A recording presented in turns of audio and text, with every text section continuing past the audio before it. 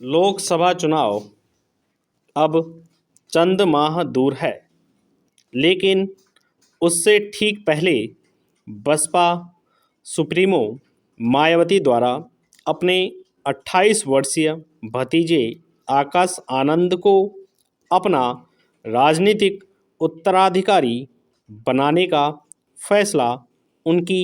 थकी हुई और राजनीतिक परिदृश्य से तेजी से ओझल होती पार्टी को युवा रूप देने की एक हताश कोशिश लगती है। उनके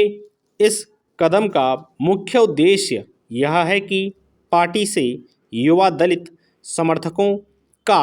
पलायन रोका जाए, जिनमें उनकी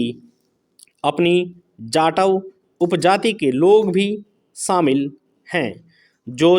चुनाव में दुर्भाग्यपूर्ण प्रदर्शन के बावजूद अभी हाल तक पार्टी के वफादार बने हुए थे। लंदन से शिक्षा प्राप्त व एमबीए डिग्री धारक युवा को अपना उत्तराधिकारी नियुक्त कर मायावती एक ऐसे राजनीतिक दल को आधुनिक चेहरा देने की उम्मीद कर रही है, जो वक्त के साथ तेजी से पिछड़ता जा रहा है। हालांकि इसका कतई यह मतलब नहीं कि बहन जी सक्रिय राजनीति से संन्यास लेने का इरादा कर रही है। उन्होंने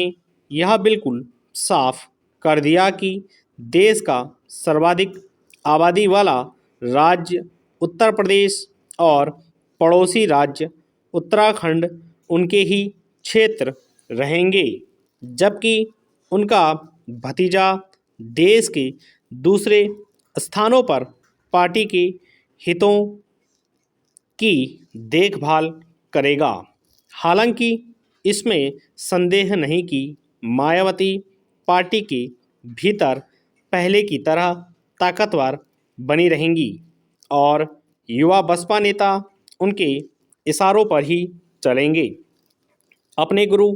काशीराम की तरह अपने उथल पुथल भरे राजनीतिक करियर के ज़्यादातर समय के दौरान वंशवादी राजनीति से दूरी बनाए रखने वाली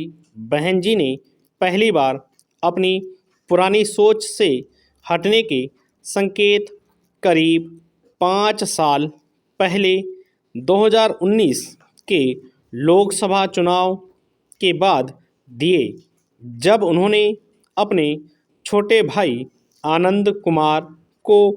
बसपा का उपाध्यक्ष और उनके बेटे आकाश को राष्ट्रीय समन्वयक बनाया। हालांकि पूरे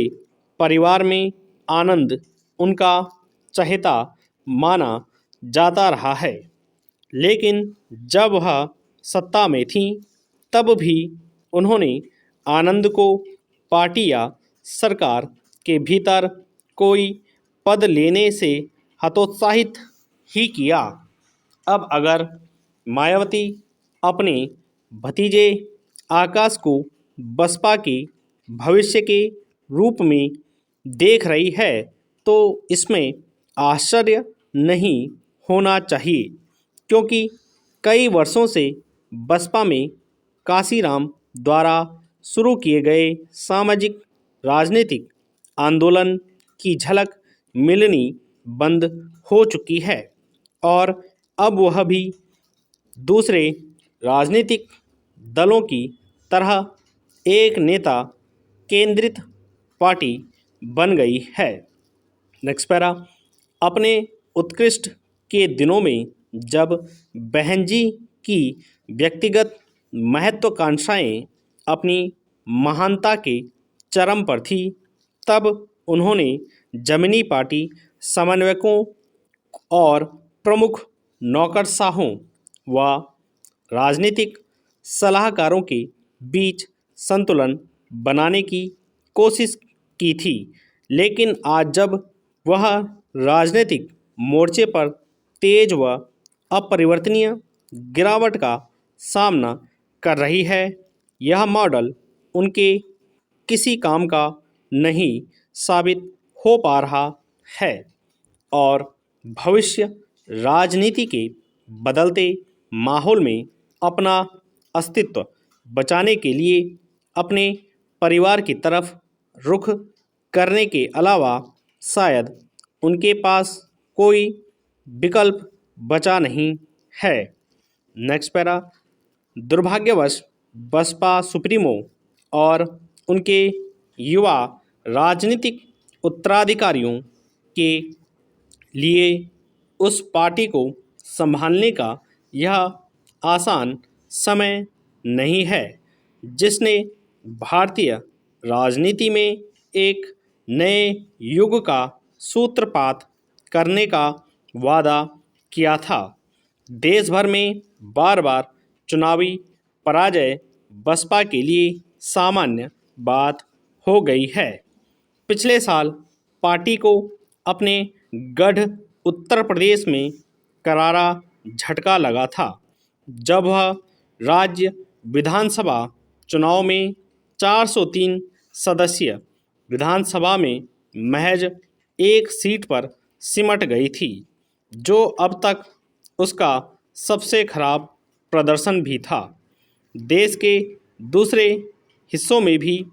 बसपा की हालत खराब ही होती जा रही है। 4 राज्यों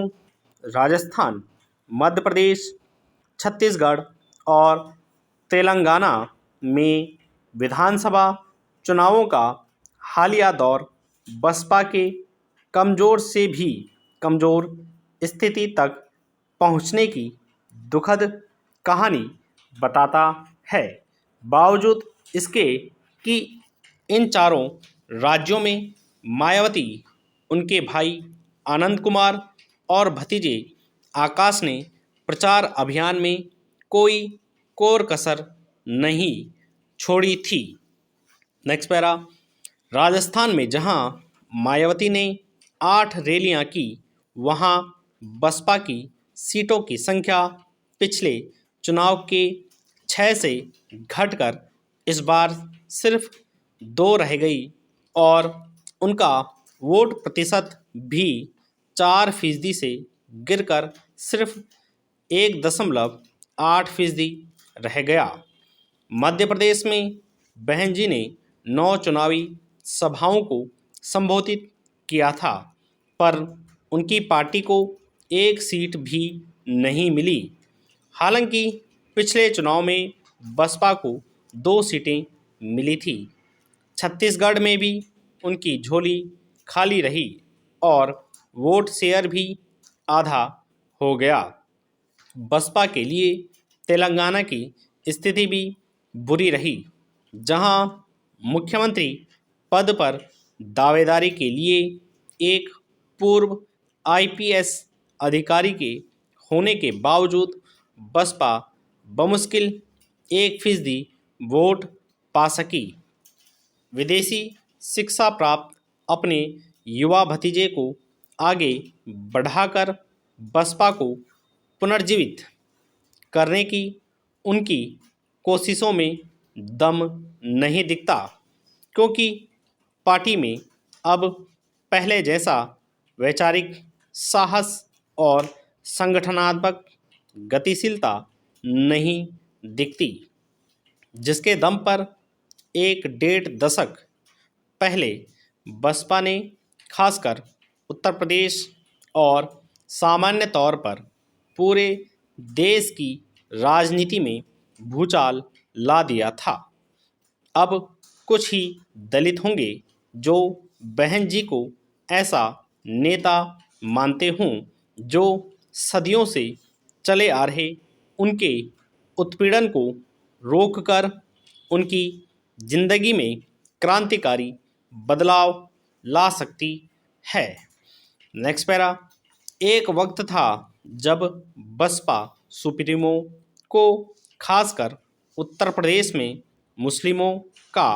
पूरा समर्थन मिला हुआ था, लेकिन अब अल्पसंख्यक समुदाय के ज़्यादातर लोगों को विश्वास हो चला है